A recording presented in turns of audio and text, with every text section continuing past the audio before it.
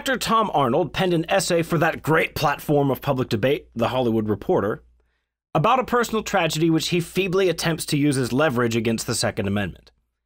Now, I don't really care about Tom Arnold's political opinions, and I'm saddened by Mr. Arnold's loss, but in a way, Tom Arnold is hiding behind his dead nephew.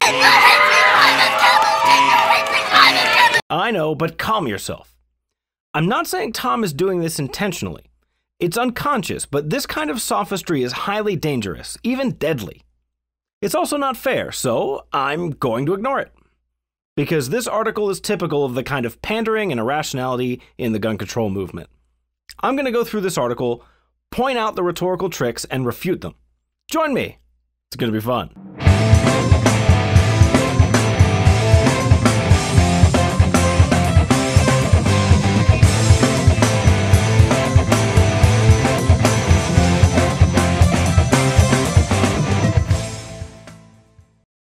Tom starts by attempting to establish his credentials as a gun owner, because that's supposed to disarm the reader and make the reader think he supports the Second Amendment in general, but wants rational and moderate reform. Like most people who grew up in rural Iowa, I am a gun owner and a supporter of the Second Amendment. The word hunt appears 5 times in the first 2 paragraphs, because hunting is an application for firearms that most people accept.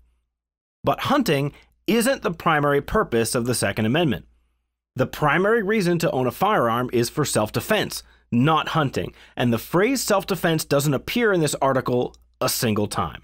Just having visited and entertained in war zones like Afghanistan, I have a good idea why we are now dealing with a PTSD and gun suicide epidemic in this country. Now that we're aware of Tom Arnold's attempt to manipulate us emotionally, let's set aside our feelings and examine what passes for logic here. His assertion is, war exists and war traumatizes people, and that makes me feel bad. Well, war does exist and it does traumatize the people involved.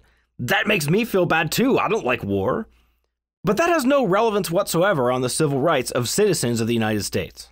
Every day, 20 veterans commit suicide. Another appeal to emotion. Tom is trying to call to mind the most negative imagery he can possibly associate with firearms, so that you feel so bad that you become willing to give up your civil rights. My nephew Spencer was a sweet boy, but he was small, and I'm sure he was picked on. Tom is now using a personal example, and includes a photo of this seemingly normal and happy young man. The negative imagery was general before, but now it's personal, and it has a human face that you can fixate on and project your own emotions. Tom goes on to explain how his nephew purchased firearms, had a concealed carry permit, joined a racist hate group, and posted a YouTube video where he made racist comments about Barack Obama. Ultimately, his nephew committed suicide. Tom describes the situation thusly. I was sad, I was angry, and I was frustrated. So many feelings and so few rational arguments. I haven't heard an argument yet. I took all my feelings, and I reached out to the Brady campaign to prevent gun violence. I wanted to honor my nephew and the other vets and people with mental illness who can legally purchase guns. So, Tom took his feelings and he approached a political organization that is constantly agitating to drum up public support for gun control. You know, during pre-production, I discussed this article with a friend of mine who wants to remain anonymous. He told me about something he remembered from a few years ago. Something controversial happened on Sesame Street. The particulars don't matter. But something happened on Sesame Street that upset people. And Kermit the Frog was dispatched to do interviews about it in various old media news outlets. Now, as funny and as cute as that is, it completely disarmed the interviewers because it's not really possible to have a serious conversation with a fucking puppet. Now, what Tom Arnold is doing here is related. It's hard to argue with a dead relative. Emotions get in the way of a substantive discussion of issues. Now that there's a dead family member involved, I'm supposed to walk on eggshells to make sure I don't say something that might be offensive or that might come off the wrong way. And unfortunately, there are a lot of people out there in the world who are just not informed. They don't understand the Second Amendment. Well, the whole purpose of the Bill of Rights was to enshrine certain principles in the Constitution above the typical laws passed by Congress. Amending the Constitution is a long and difficult process, so amendments were used to protect critical civil rights like freedom of speech, freedom of religion, and the freedom to own weapons and defend yourself, as an extra firewall to keep them safe from the boiling sea of the politics of the day. Sadly, our representative republic has eroded, and we now live in something much closer to a democracy. Opponents of civil liberties are too lazy to go through the amendment process, and they know that they would probably lose. So the strategy these days is to chip away at civil rights, bit by bit, using emotionally manipulative language to make you accept a little cut here, a little slice there, and in the face of all these uncomfortable emotions, it all seems so reasonable. Until one day you wake up and you don't have any civil rights at all. Well, I'm here to tell you, it is very acceptable, nay, desirable, to be unreasonable about protecting your civil rights. And if you haven't already, I highly recommend that you learn to parse out this rhetorical technique. It's super effective against people who can't think critically. But once you learn to spot it, it can be easily refuted. Spencer having 5 loaded guns next to his bed every night is like me sleeping next to a dresser made out of chocolate cake and filled with cocaine. I will probably be totally cool forever, unless someone says something that kinda hurts my feelings and, fuck it. And finally, here it is.